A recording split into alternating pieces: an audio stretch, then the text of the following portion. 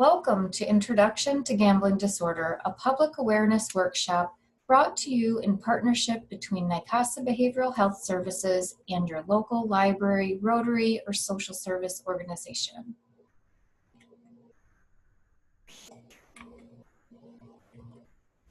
I am Elizabeth Thielen, a Senior Director at Nycasa. I'm a licensed professional counselor as well as a problem and compulsive gambling counselor. Nycasa has been providing social services and behavioral health services in Lake County, Illinois since 1966. We have support from the United Way of Lake County, the Department of Human Services, Lake County Community Development, individual donors, and wonderful volunteers. Nycasa is neutral on the subject of legal adult gambling.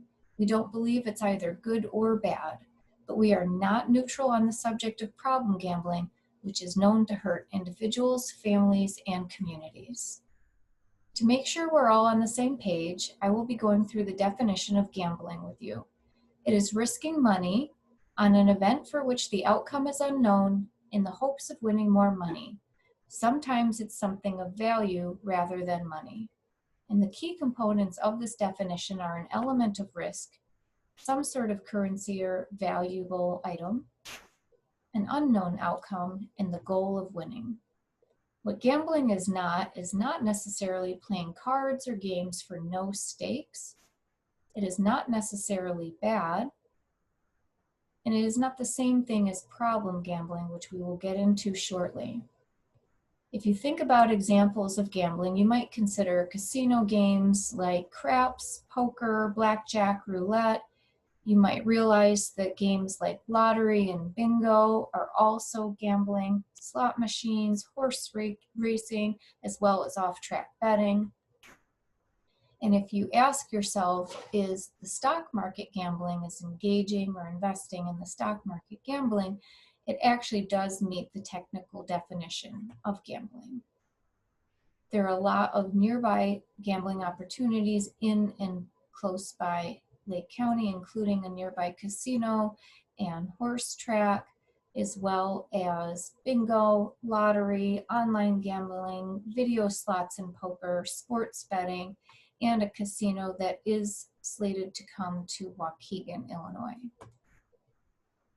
And if you think about the closest place to gamble, it's as close as our smartphones, our desktop computers, our tablets, our laptops. So what is problem gambling? It's also known as gambling disorder, and throughout this workshop, I will be going back and forth between those two terms. It is known to affect about 2% of the general population. However, our large-scale prevalence study, the most recent one, was in 1999. There's a current impact study happening in Illinois, so we are hopeful that we'll get some more up-to-date numbers as far as the prevalence of gambling disorder in Illinois. Problem gambling or gambling disorder is the only non-substance addictive disorder recognized by the American Psychiatric Association. It is a behavior that is known to lead to significant impairment or distress. So what does it look like? It looks like needing to increase your bets. So if you are, for example, a poker player and you bet $10 a hand, after a while, if that became less exciting, you might begin to gamble or bet $20 a hand or $40 a hand. Likewise, if you're playing the slots, you might be playing the nickel slots, and then it's the quarter slots, then the dollar slots, then the $5 slots, all in order to feel the same level of enjoyment or excitement. Somebody might become restless or irritable when quitting gambling or trying to cut back. They may also have unsuccessful attempts to control or quit gambling. They may be very preoccupied with gambling, maybe fantasizing about past wins, future wins, spending a lot of time planning a future gambling episode, figuring out how to get money to play. And people sometimes find themselves gambling to escape physical or emotional pain.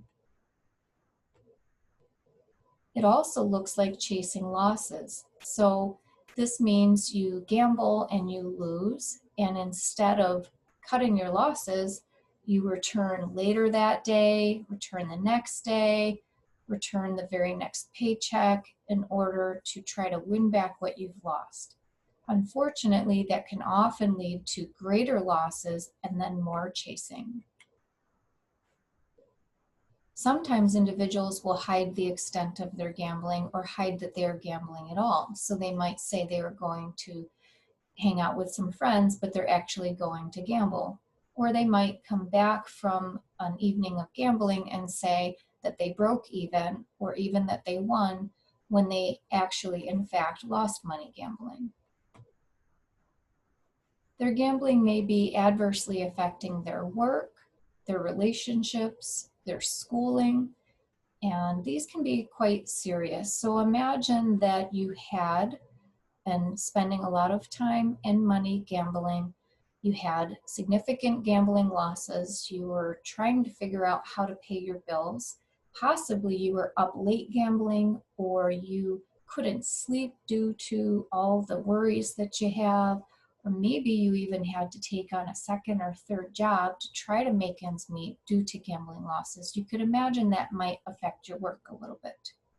Sometimes people even find themselves being pulled to gamble while at work, so it can detract from their work duties. If somebody is spending a lot of time and attention on gambling, it can also adversely affect their relationships. In the extreme, this can lead to divorce and estrangement among family members. And believe it or not, schooling can be adversely affected. If somebody's up late gambling and they're missing their classes or they're not doing well in their classes. And when we think about athletes who might be at college, for example, on a scholarship, if they are gambling on their sport, on their game, they actually could lose their scholarship due to rules against sports betting. So there's lots of ways that somebody's schooling could also be affected adversely by gambling. And sometimes individuals will need help paying for bills due to gambling. So who's at risk? We know that adolescents and young adults are one group who's at risk. I think everybody's aware that if you provide alcohol to minors just due to brain development, they're more likely to develop an alcohol problem than if they waited until their brains were fully developed before drinking. Likewise, the same thing happens with gambling. So adolescents and young adults who are exposed to gambling early actually have a greater risk of developing a gambling problem. Senior citizens are also at increased risk for developing a gambling disorder. Unfortunately, there is a little bit of conflicting research that makes that confusing. For example, there is research that shows that seniors who gamble are healthier than seniors that don't gamble. And it makes sense if you consider that very often when somebody does gamble, it's an event that they are getting prepared for, that they're looking forward to, that they get to socialize, that can be stimulating. And for those reasons, that can be something that improves somebody's health. At the same time, given that increased risk, it's important that seniors who choose to gamble are very aware of the risks, are aware of the signs and symptoms of a problem, and know where to get help if they see those problems occur.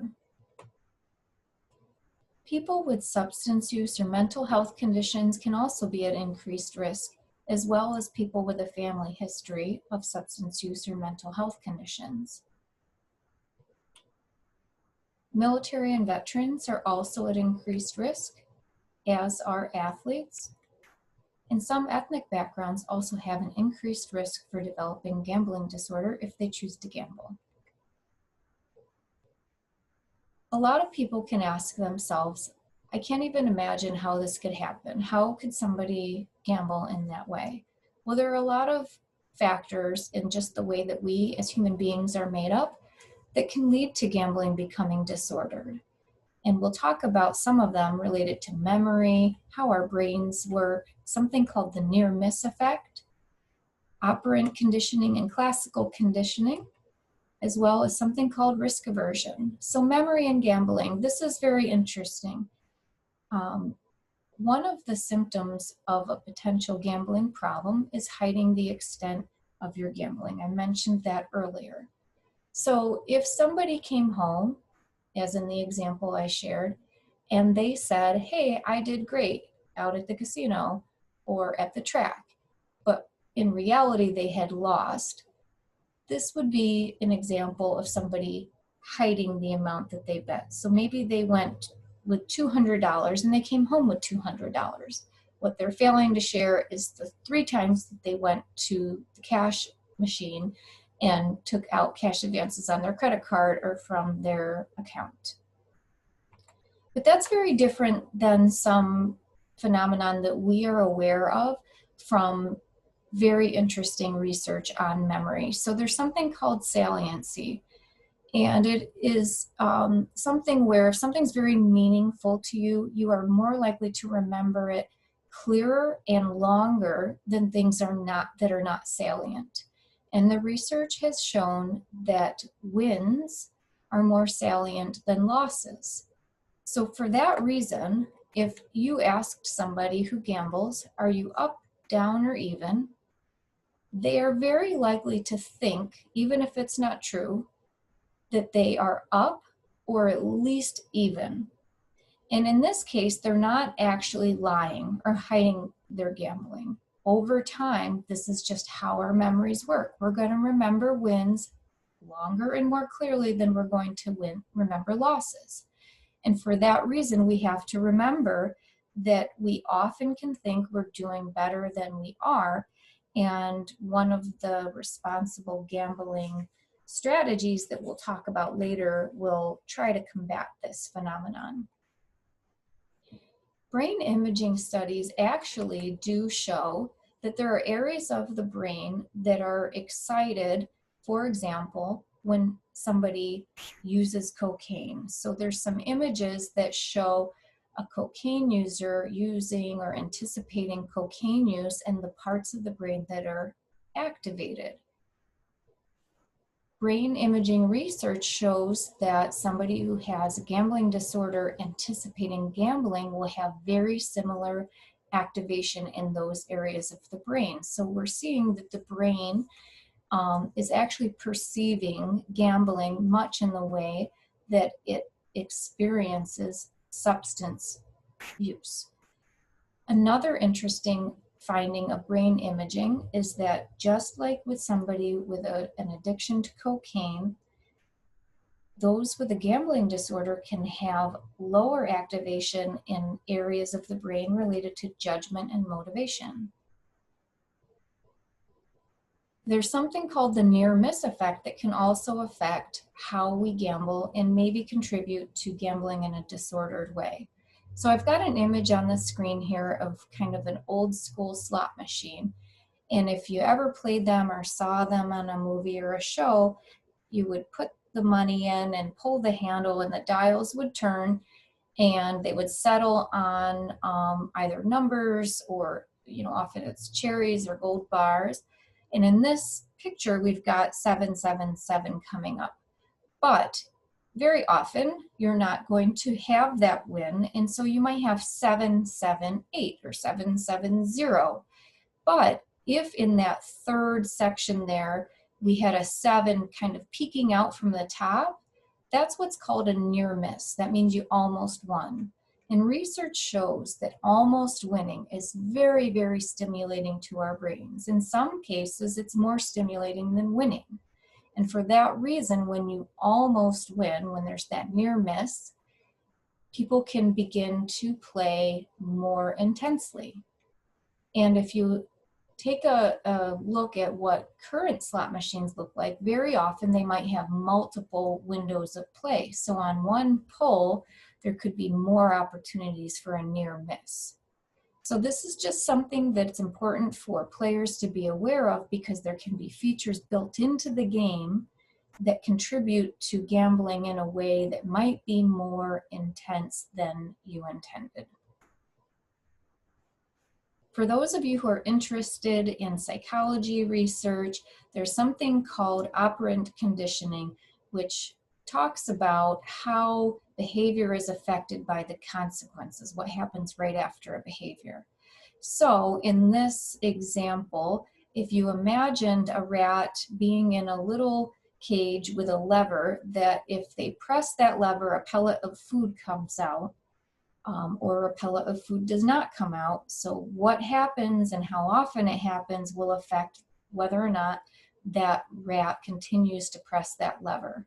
So it's been found that how often and in what ratio that food pellet comes out will affect how often the rat will press that lever. And the thing that is most reinforcing, that causes that lever to be pressed most often, is what's called an intermittent variable ratio of reinforcement, meaning that that lever can be pressed and the pellet doesn't come out till the 8th time, and then it's pressed again and again and again, and it doesn't come out till the 15th time, but then it's pressed again and again and again, and it comes out on the 3rd time. So it's ever changing.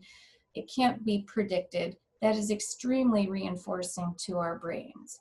And some games of chance actually act on that intermittent variable ratio, which is very stimulating to our brains. So again, a caution to players to know that some games, just by the way that they're designed, really stimulate our brains and can have us playing in a way that might not be how we intended. Classical conditioning is an interesting thing where two things that happen at the same time kind of get paired together in our head. And there was this really awful study, if you had heard about it, where there was a little boy, and I think his name was Albert, and he was given this beautiful little fluffy bunny to hold and to pet. And as soon as he had that bunny in his hands, they would make this awful clattering loud noise that startled him and scared him and frightened him. And over time, just seeing a bunny or anything white and fluffy and soft had this startle and this fear effect in this poor little boy. I don't think this kind of research would be allowed nowadays, but it shows you how things that happen at the same time can get kind of paired in our brains very, very intensely and very believably. And so if you think about how we sometimes pair things with gambling that we think are lucky, that might seem foolish if you really sit back and think about it, you can now, especially thinking about that little Albert study, imagine how that could happen. So let's say I have this cute little necklace that has a slot machine on it, and I pull that little handle, because that thing actually does move on this real piece of jewelry, and I got these, 3 red little jewels there, and I went and I played and I won. That might seem very compelling to me. Or maybe I was wearing these lucky socks at a game and I bet on the game and I won, and I think, wow, these socks are lucky. I'm wearing these next time I go to a game, and that I am going to place a bet on the game. And so this is how it can come to pass that we can think that things or sayings or rituals can actually affect the outcome of a game, even though if you really think about it intellectually, you know that they don't. For example, you play a slot machine and you kind of pat the machine and you pull the handle and all of a sudden you win. You think, wow, patting the machine is what helped that. Or you're playing cards and you knock on your cards. And a thinking person, if they really stop, they don't think that their hand turned from a 2, a 4, and a 7 into 3 kings after knocking on it. They don't believe that. However, it can be so very, very compelling if you did that once and you turned your hand over and you had 3 kings or a pair of jacks, a pair of aces. And so next time you get a handout, you're knocking on those cards. So this has, intelligent thinking people saying sayings like mama needs a new pair of shoes, or some sort of lucky mantra, having a lucky charm in their pocket. This troll doll is something that you might see if you're a bingo player. People having their little talismans and sayings and rituals that do not change the outcome of a game, but can be very convincing, and that people do engage in them. And another phenomenon that's just how we're wired that can explain why would somebody gamble in a way that is not healthy is loss aversion. And I'm going to play a brief clip to give you an example of what that's all about. Picture yourself in a casino. You put down a $100 bet. You lose. Do you keep playing or do you walk away?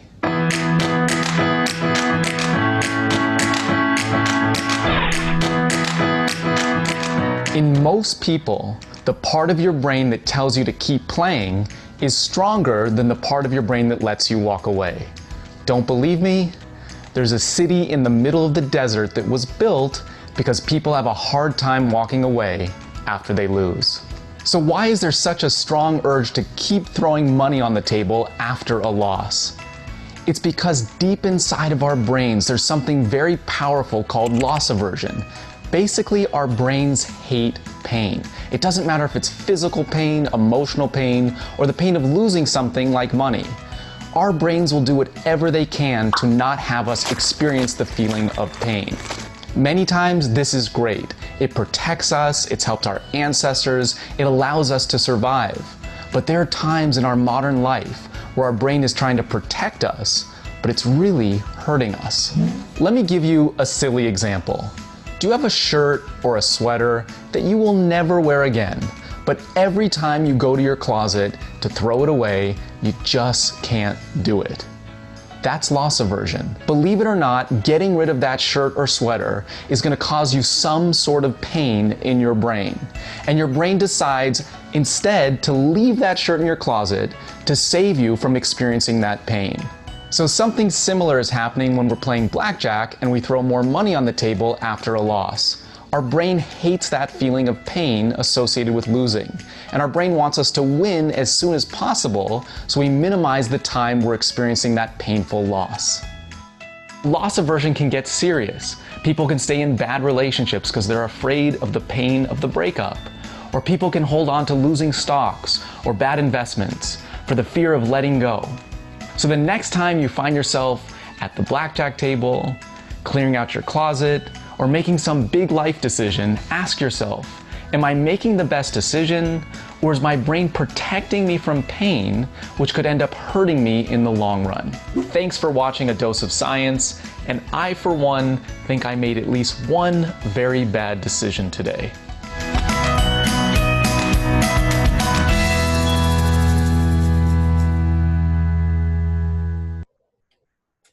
So those were some examples of why we might end up gambling in a disordered way. This next clip that I'm going to show you can tell you and kind of give you an idea of who might develop a gambling disorder. And the answer ahead of time is that it can really happen to anyone. So this morning we are kicking off a series, Addicted To, with a woman who is opening up about her problems with gambling and more. Sandra Udell became a mother as a teenager, later working her way off of welfare to become a prominent professor at the University of Wisconsin. But in 2005, she almost lost it all when one fateful trip to a Wisconsin casino nearly derailed her life. Watch. Sandra's first taste of gambling came in 2005 when her friend invited her to a casino. It was disturbing. The moment I walked in to the casino, I was immediately bothered by the environment. First of all, it stank. When I was walking around in this place and looking and thinking, how can this be fun? A few spins of the slot machine and she won an $1,100 jackpot.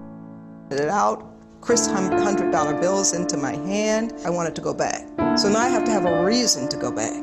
So I decided, well, I'm going to pretend to be, like, I'm going to do some investigative journalism and seeing what, what's inside, what can I write about? But Sandra's so-called research visits were just an excuse to keep gambling. More and more and more. I would often leave and I'd feel sick. Now I'm starting to drink more. So I'm getting a double dose of all of this, overstimulation and getting drunker and drunker because I hate myself for being there. I hated myself for being in these casinos. And in my journal, so many of the entries say, this is unhealthy, this is dangerous, why are you doing this? And I started taking out advances on my credit card. Then I started going into my salary, using my earnings to gamble. This is like, it was very rapid. This was a very rapid decline. And it's all, along the way, I'm telling myself, I need to stop because I'm going to destroy everything. I'm going to destroy my life. Her first major scare came when leaving a casino after a night of heavy gambling and drinking. And I went outside to go to my car. And just as I got to the car, I saw something glittering on the floor, on the ground, right by my car. And I bent down to pick it up. It was a woman's watch. And the next thing I know, I was being lifted off the ground. And they said, well, give us your car keys. You're too drunk to drive. And so I did. After that, Sandra says she stopped gambling for over a year, but the drinking continued. And one night while drunk, she had the urge for those slot machines again and got behind the wheel. I got stopped because I was apparently wavering like this. And the next thing I know, there's some lights behind me. It's the police. And it's like, they can't be pulling me over. And the next thing I know, this guy screamed at me and said, you're drunk. Turn around. And I was handcuffed and put in the back of the car. Joining me now, Sandra Udell, who details her addiction in a memoir called Confessions of a Slot Machine Queen. Sandra, good morning. Thank you. It's a great book title. I know it was less than great to live it. So right. Before we get to that moment in the back of the police car, let's go back to the first time you went into the casino. So you weren't like a gambler, you weren't some sort of gambling lover. No, not at all. In fact, nobody in my family gambles. And so, but your friend sort of hooked you into it. Well, she just took me to the casino, and I won. But I was also very, very nervous about the space itself because it wasn't healthy. It didn't feel good. You knew that? I knew that from the beginning, yes. Do you think if you hadn't won that first time, this would have happened? It wouldn't have happened. That's the hook. And also the other part was that after I won the money, I put money back into the machine. And I think I lost about $180, and then I started worrying about that. I mean, why would I sit there and lose this money? Yep. $1,000 is a lot of money. So that's the beginning of it. I began to worry about it, but then I also wanted to go back because now I thought, oh, there's something interesting to write about here. Mm-hmm. And you convinced yourself as an academic. Yes, I did. That this would be an academic project for you. Right. You could blow the lid off of casinos. Right? And so, like, what was the very first sign that this has spun out of control? Because it wasn't like bankruptcy. No, it was the internal struggle that I had going on, especially as I began to lose money and started, dipping into my my earnings. Money changes value. I like to tell people that in the casino. You have the casino's money that you won out of the machines, and then you have your own money. So my deal was like, okay, if I'm going to go and do this research, and I have to research this, and and play the slots and see what it feels like and write about it, I will only use the money that I got out of the machines. Their money. Their money, right, and not my money. Well, that changed after a while. Then I'm using my money. And then I was becoming increasingly sick. I mean, feeling physically sick. And inside of me, every time I went into the casino, I would say, you work too hard. This is risky because you're going to lose. It's the casino. The house always wins. Mm-hmm. You're going to lose in the long run. Especially on the slots. On the slots, you're going to lose, yeah. Right. And so it was an ongoing struggle there. And the more I continued to go, there was this pull. I mean, sometimes I would be doing just my normal things. I'm a very active woman. And I would stop.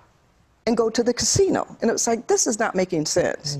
What's happening to me? But the whole system, Sandra says, is designed to reel you in and keep you in and keep you coming back. The academic was doing some research and was taking notes for all of that. Notes for everything. And we're going to have more on that right after the break. Don't go away. So Sandra Udell is a university professor, a mother, and a grandmother, and she is also an addict.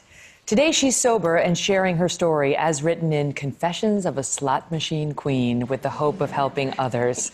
So let's go to that moment. You're going around to the casinos, you're spending more, you're telling yourself it's research, and then you find yourself in the back of a police car. Yeah.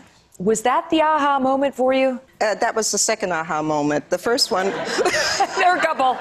Yeah, the first one was in May 2007 when I got drunk at a casino. I had gone in and I decided, it was late at night, and I decided, that was the night that I fell out, passed out. Yeah. I decided that I was going to find the jackpot. It had to be there, and I was going to find it, and I needed to get in and get out. And then when I went out, just really tired and frustrated and drunk, just as I got to my car, I saw the watch. I fell down, passed out. I didn't know I had passed out until the next morning. They told me I had. I put myself into Gateway recovery that time. And then I started also working with a personal counselor, a therapist. And for a couple of years then, things Did okay. did okay, yeah. And you relapsed. The relapse was in July 10th, 2009. Again, I think that I might have been going sporadically to the casinos, and I decided again that this time, all right, I'm just going to go finish myself off here, I think. But I was very drunk, and I got arrested, and then the whole experience of getting arrested, being handcuffed and taken to jail was like, okay, this is it. I need to do something about this. I'm in so much trouble. You know, there's a question about how this successful college professor could have no inkling to gamble, could go into a casino one night, win $1,100. I mean, $1,100 is good, but it's not like, you know, right. 11 million. And then have such a Jones that her entire life gets wrapped around gambling like that. So Nancy Irwin is here. She's a psychotherapist specializing in addiction at Seasons Recovery Centers in California. She's not your therapist, but how can that be? How can that be that it can go like that? Absolutely, because addictions have nothing to do with level of intelligence. And the casinos don't care she's got a PhD. But the need, the urge to kick in so strongly, she went from not wanting to do it all to thinking about nothing else. Many people who suffer from gambling addictions are genetically predisposed, meaning there's an abnormality on the dopamine receptor in the brain, which sets them up to have an impulse control disorder. So even at a later age in life, she wasn't in her 20s when she started this, it can take on at any time. So the brain is actively looking for the next high. And casinos, of course, slot machines are absolutely master manipulators. You cannot beat the house. Mm-hmm. Of course, we've all heard about big wins, and they occur. Yeah. But the reason they're so successful in making so much money and tantalizing addicts is because they use a variable ratio of reward response, meaning you get enough small wins that you're baited in. Yeah. Exactly. Don't you know what she means? Yes. You're there, you've lost, and just as you say out loud, I'm done after this last one, it makes you win. It's like it's in your head that it knows you're about to walk away. So did you feel that you had an addictive personality? I mean, the alcoholism must have played a role. It must have, but also keep in mind that many of the gamblers, most gamblers in the casinos are smokers. For me, it was, I don't know, well, I'm sure the alcoholism certainly played a role in it, but it's the rapidity and the repetition of the machines that really get you, and they're very interactive now. Mm-hmm. And everything about the casino just, it appeals to your senses. Mm-hmm. I didn't realize that I was being overstimulated. Right. And because this happened very, very fast. And your family didn't know? No, no one knew. It was a secret. No, I was just walking around, you know, being me. And you seem charming. They know now, though, right? I mean, part of Yeah. your recovery, you're sober now. Oh, yeah, And absolutely. you're off of gambling. Yes, yes. And part of it is that people know, right? The accountability. Yeah, I'm accountable, but also there's concern that I have as a black woman because when I started really doing some serious research, you know, I could not find any. The real kind, not the fake kind. I found very little written about women in gambling. Almost nothing about gambling in the African American community. And this is a big surprise to me because I'm from Detroit. Detroit has 3 enormous casinos. I know that people are suffering from addictions, but where are they? Where are the women? And it's not easy to stand up here, to sit here and tell you that I had this experience because and I call it an experience with gambling, this gambling disorder behavior. I come up with all kinds of names now because addict is too heavy a burden for me to bear. It's too heavy a label.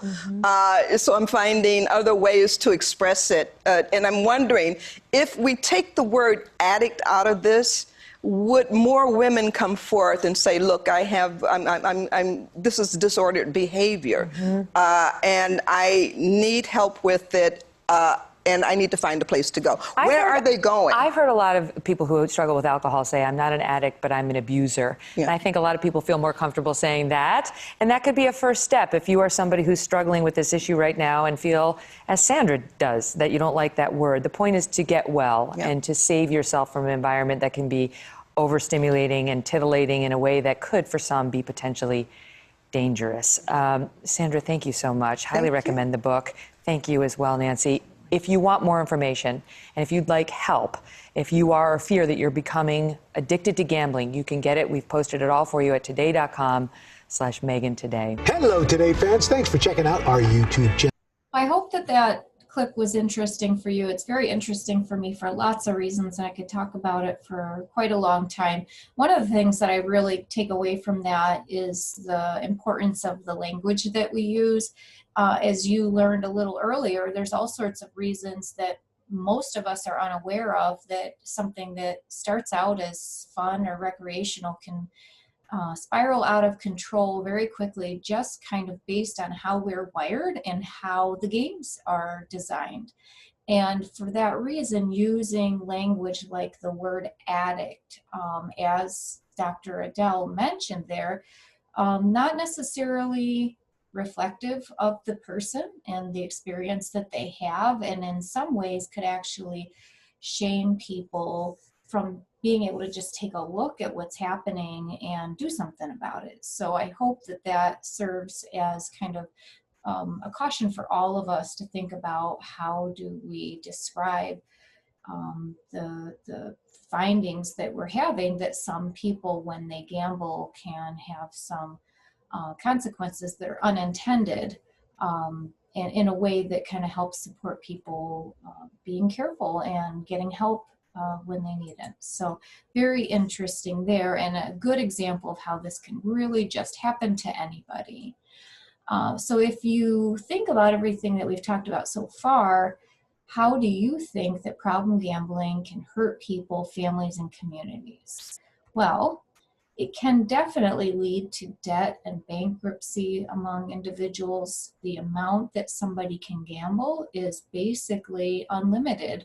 It's based only on the amount of money that they can access. And we live in a time when we can access funds very much unlike prior times. So we can take out cash advances on credit cards. We can get new credit cards. We can sell stuff. We can actually get really easy and quick but high interest loans. So unfortunately, the amount of financial damage that can come from gambling can kind of compile really quickly. We know, as we talked about before, that there can be job problems leading right up through job loss, relationship problems leading right up through divorce and estrangement, as we mentioned before, even people losing their homes. Health problems, believe it or not, can occur from problem or disordered gambling. Lots of reasons for that. disordered gambling is a very stressful occurrence, and it's not a one-time thing, it's an ongoing thing. So there can be a higher rate of cardiac arrest from hypertension and just some of the other activities that can go along with gambling, including tobacco use and alcohol use. Deep vein thrombosis is one thing that can occur because this can be a very sedentary activity. We have people who have health conditions that can worsen due to neglecting to take medication or take their medications when they should, due to either not having money for medication, that they've lost that money to gambling, or they were so caught up in the gambling that they're missing important doses. So there's also all sorts of health problems that can actually occur as a result of a gambling disorder.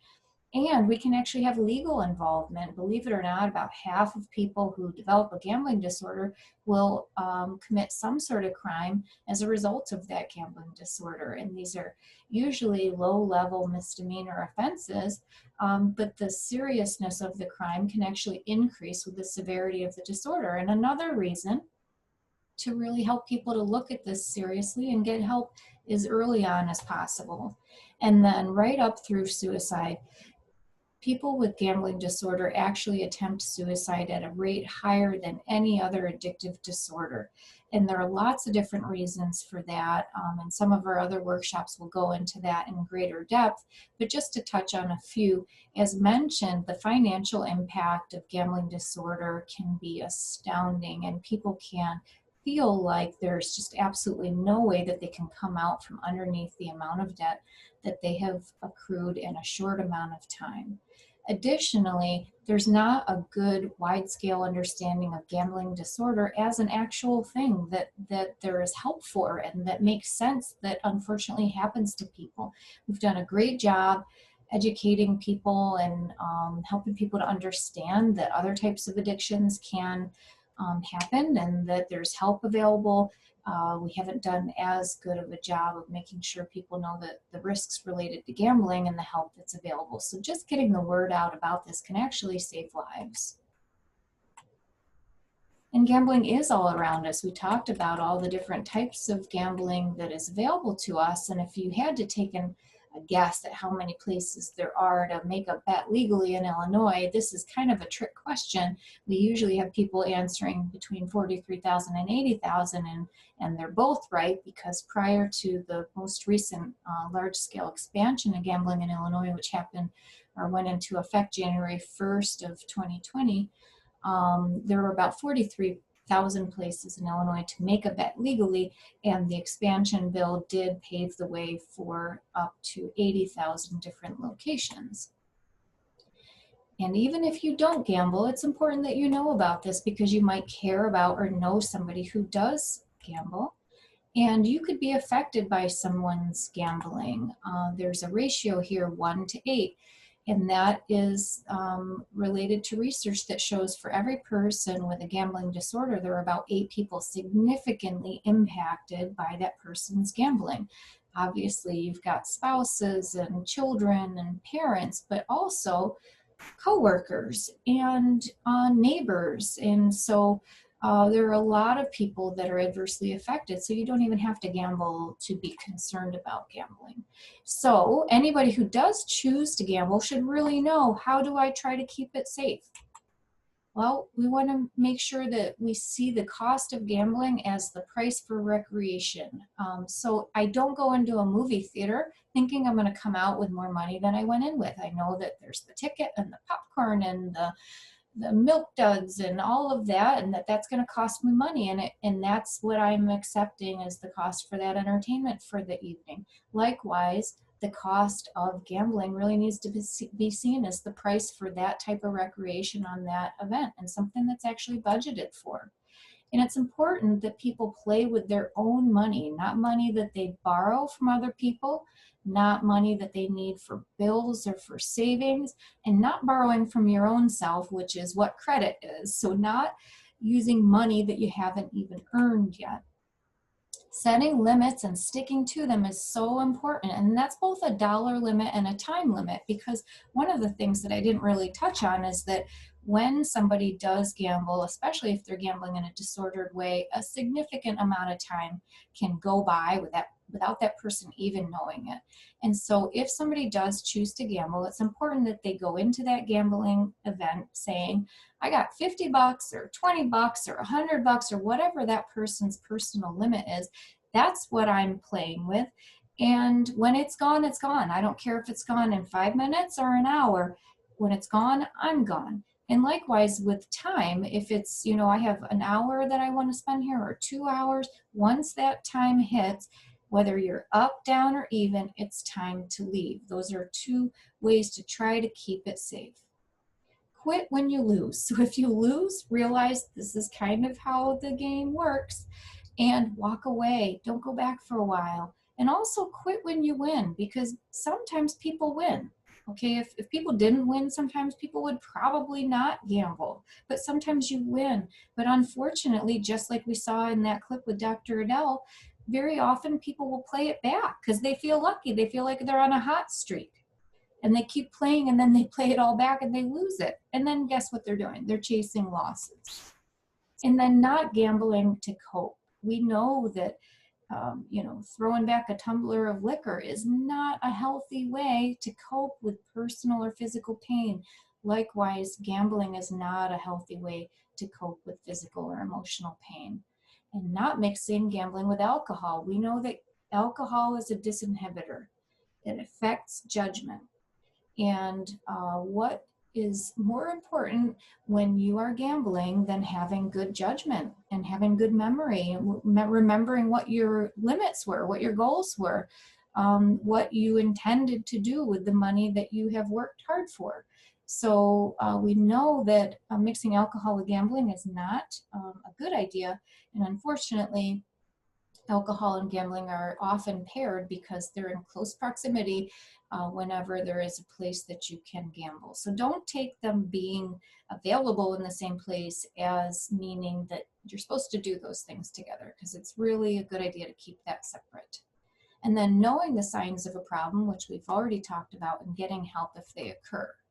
So what can you do as a person who is just going through this? Talk about this. Talk about what you learn and share it with your family members, coworkers, just people you happen to run into. I talk about it everywhere. And you never know who's going to be impacted by hearing that. Learn more. There are lots of different really fascinating books and research articles and workshops that you can take to learn more about this. Keep resource cards on hand. If you're interested in having a supply of resource cards, which we do have in both English and Spanish, and if you have another language that you have a place you think would benefit from having resource cards in that language, all you have to do is make contact with me and we can see if we can get those printed in another language for you. And then discourage underage play. I know that there are a number of people who care very much about the minors in their life and may, from time to time, give them, for example, a lottery ticket as a gift, not realizing that that actually can have the unintended consequence of increasing that young person's risk to develop a problem. So just don't do that anymore, that's all.